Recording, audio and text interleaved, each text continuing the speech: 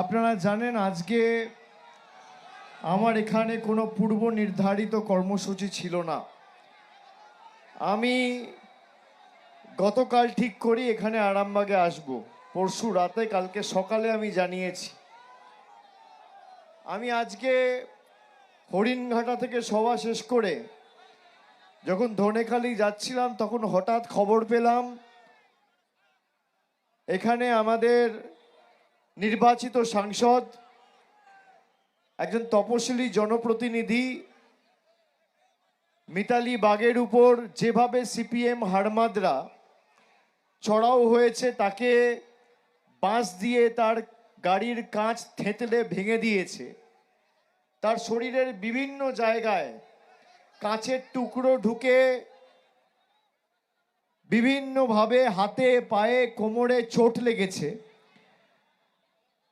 তিনি হাসপাতালে ভর্তি। আমি মেডিকেল কলেজ হাসপাতালে তাকে দেখতে গেছিলাম। আমি এখানে আজকে খালি তৃণমূলের হয়ে ভোট চাইতে আপনাদের কাছে আসিনি।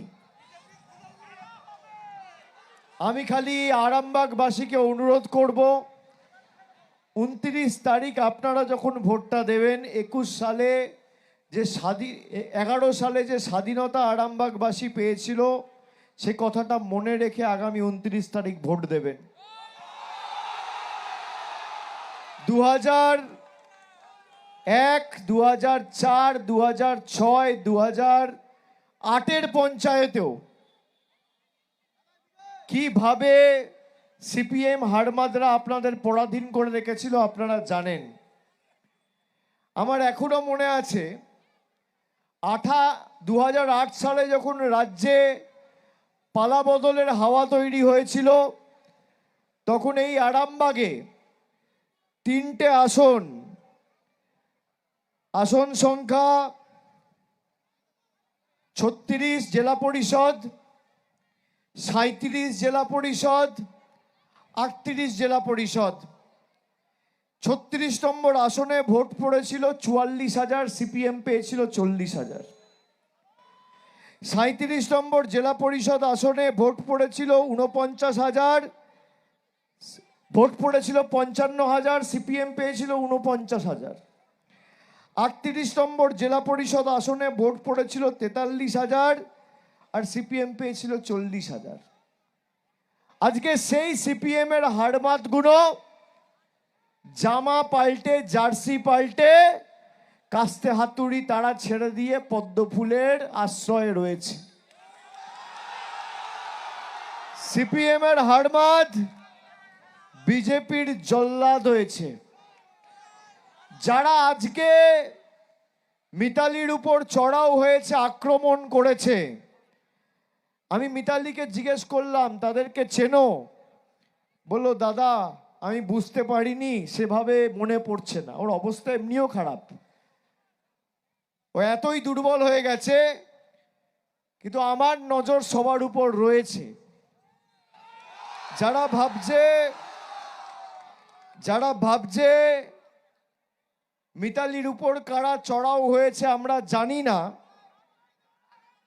সমাজশ্রীর স্বামী সৌমেন পাল, দোলন, এই 4 জন প্রাথমিকভাবে যুক্ত আমার কাছে খবর রয়েছে। আরো যারা যুক্ত সামনের সিসিটিভি ক্যামেরা দিয়ে বেছে বেছে বার করব।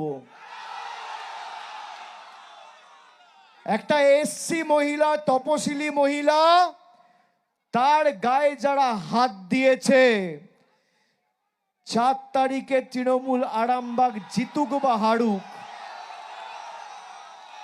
আমরা গতবারও আরামবাগ হেরেছিলাম, গোঘাট হেরেছিলাম, খানাকুল হেরেছিলাম, পুরসুরা হেরেছিলাম, কিন্তু উদারতা পার পেয়ে গেছিলে। এবার আমি নিজে দায়িত্বে থাকব। 4 তারিখ 12টার পরে কোন জল্লাদের কত ক্ষমতা আর কার দিল্লির বাবা কাকে বাঁচাতে আসে, আমি 4 তারিখ দেখব।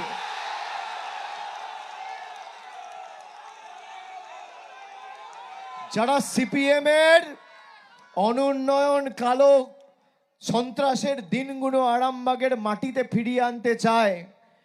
মানুষ ভোট দেওয়া দূরের কথা, কোন পুকুরে কোন মাছকে চাষ করবে ফতোয়া জারি করা হতো সিপিএম এর পার্টি অফিস থেকে, ভুলে গেছে? আজকে অনিল বসুর ছেলে বিজেপির নেতা সৌম্য বসু শ্রমিক ভট্টাচার্যের হাত ধরে বিজেপিতে যোগদান করেছে। আরামবাগের মানুষ মেনে নেবেন? মেনে নেবেন? তৃণমূল না থাকলে কোনো উন্নয়ন এখানে হবে না। যে উন্নয়ন শুরু হয়েছিল থমকে গেছে। এখানে এমন একজনকে দল প্রার্থী করেছে যে মাটির মানুষ। মিতা বাগের জীবনযাপন আপনারা দেখেছেন, সারাক্ষণ মানুষের জন্য কাজ করে। আমরা তো অন্য লোকেদের প্রার্থী করতে পারতাম, মাটির মানুষকে কেন করেছি? যে আরামবাগে তৃণমূল জিতবে নিয়ে কোনো সংশয় নেই, কিন্তু পরিষেবা যাতে আগামী 5 বছর মানুষ পায় সেটাও সুনিশ্চিত করার দায়িত্ব আমার।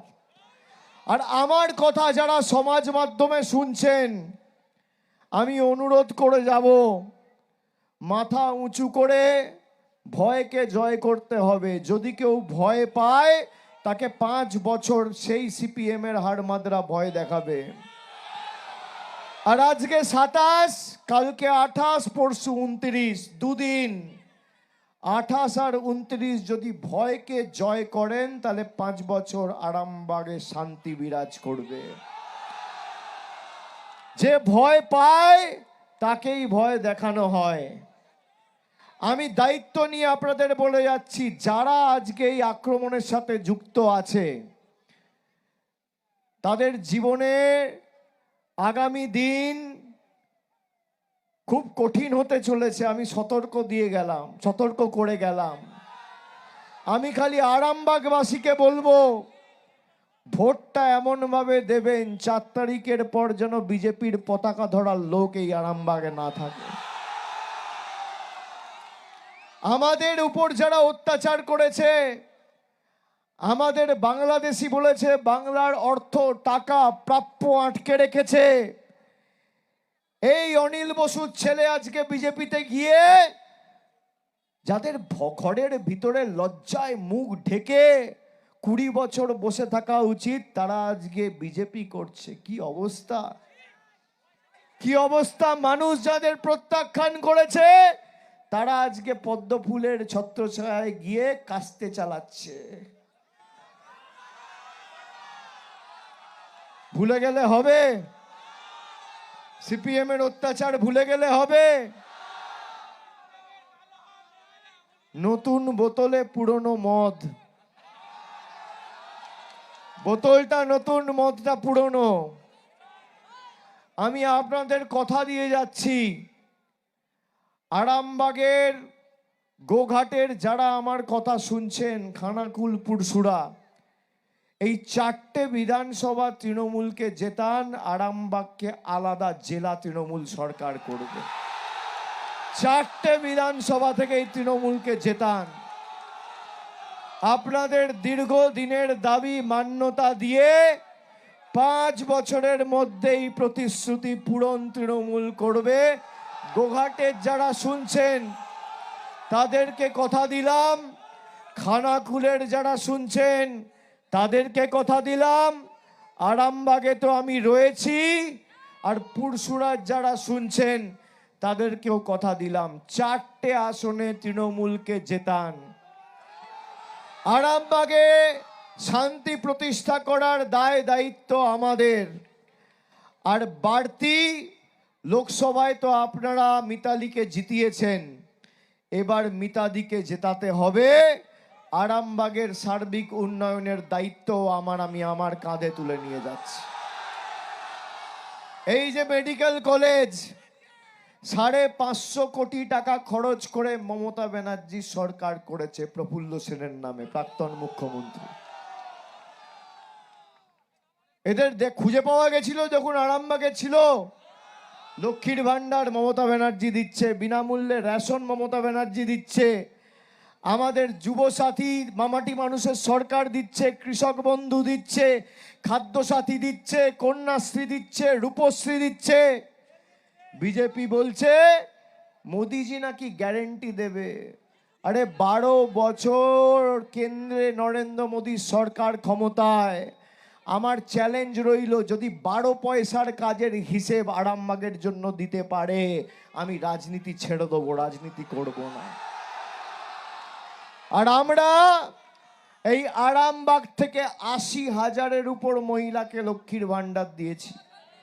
এই আরামবাগে 15,000 গরিব মানুষ গত 2 বছরে বাড়ি পেয়েছে। আর আমি আজকে কথা দিয়ে যাচ্ছি, আমি কথা দিলে কথা রাখি। আমার উপর আস্থা ভরসা আছে আপনাদের? আমি কথা দিয়ে যাচ্ছি, মিতাবাগকে জেতান। আগামী 5 বছরের মধ্যে আরামবাগে যত গরিব মানুষ বাড়ির আবেদন নিবেদন করেছেন, সবাইকে পাকা বাড়ি আমাদের সরকার দেবে। কেন্দ্র সরকার টাকা দিক আর না দিক। আর যারা করেছে আজকের এই ঘটনা, যারা ঘটিয়েছে, আমি ভাইদের অনুরোধ করব, মায়েদের অনুরোধ করব, এলাকার আইন শৃঙ্খলা নিজেদের রক্ষা করতে হবে, ছেড়ে দিলে চলবে না। নইলে সেই অনিল বসুদের বাহিনী কিন্তু রাজত্ব করবে। দেখুন 2011 থেকে 14 বাড়ি থেকে বেরোতে পারেনি এরা, পেরেছিল? যেই বিজেপি ক্ষমতায় এসছে, সিপিএম এর হাড়মাতদের অল্প অল্প করে অক্সিজেন দিয়ে এখন নেতা তৈরি করেছে। আরামবাগের মানুষ ক্ষমা করবে না। যারা আরামবাগে এসে আরামবাগের মাটিকে অশান্ত করতে চেয়েছে, তাদের কড়ায় গন্ডায় সুদে আসলে আগামী দিন জবাব দিতে হবে। আর 4 তারিখ মমতা বন্দ্যোপাধ্যায় যতই উদার হোক, আরামবাগের স্টিয়ারিং আমার হাতে থাকবে।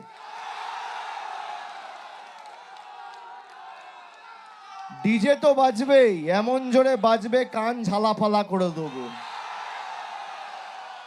তোমরা যে ভাষায় বোঝো বন্ধু, অভিষেক ব্যানার্জি সে ভাষায় জবাব দিতে জানে। আমি অত উদার নই। মমতা ব্যানার্জি বদলা নয় বদল চাই বলেছিল। মমতা বন্দ্যোপাধ্যায়ের এটা ভুল। যদি বদল হতো, সেদিনকে অনিল বসুর ছেলেগুলোকে আজকে দূরবীন দিয়ে খুঁজে পাওয়া যেত না। সৌম্য বসুকে আজকে বাংলায় থাকতে হতো না।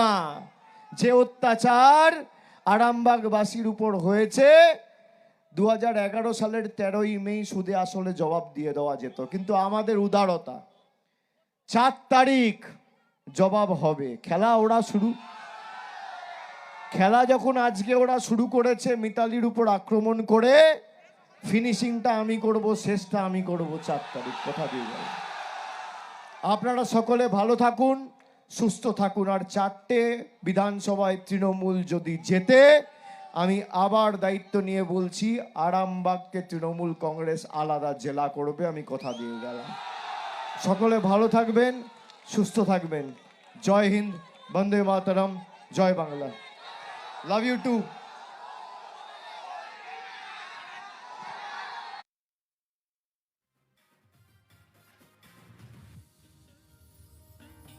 জ্যোতিষ জগতে অদ্বিতীয় ডক্টর অঞ্জন শাস্ত্রী, আপনার উজ্জ্বল ভবিষ্যতের একমাত্র দিশারি। Call for booking 7477886099 or log in www.anjanshastri.com। Download করুন আমাদের exclusive mobile app astro Anjan.